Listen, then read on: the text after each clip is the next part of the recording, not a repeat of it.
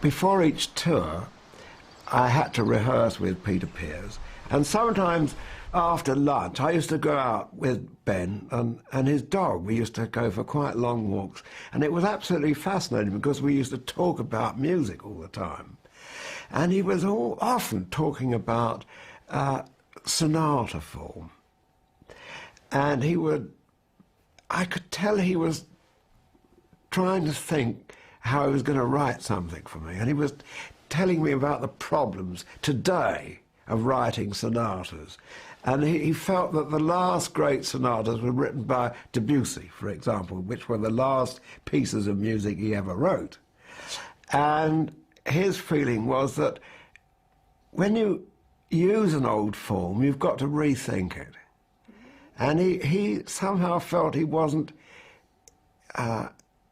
in the frame of mind at that point to rethink sonata form. And so we were talking about many other things too, and I was all the time trying to steer him off the lute, you see. This was the great problem, because at that time there were only about 1.5 lute players in England, you know, and there would have been very little call for a gigantic sort of sonata by Benjamin Britten for the lute. And so I was always edging him off this, you know. But anyway, nothing came of it. Well, there was no piece, nothing, he never mentioned anything to me.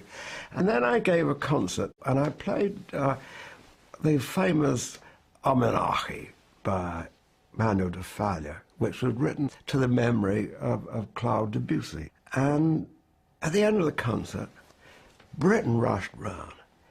He said, "Julian, that Falla piece," he said, "that's the most magnificent piece." He said, "Do you know, it probably only lasts 4 or 5 minutes, but there was 20 minutes of music in that piece." He said, "It's a fantastic piece." And so he went off, and he was full of enthusiasm. Meanwhile, back in Aldeburgh, Benjamin Britten had been evolving a work which explored his endless fascination with the theme of night and dreams.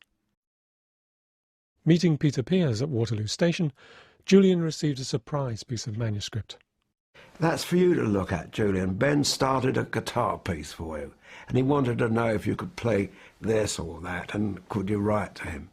And so I looked at this, and I was absolutely over the moon, naturally, that he got the piece started, got it underway, and that he had written some exceedingly difficult, almost but not impossible music for me to play, that he'd written on this tiny bit of manuscript.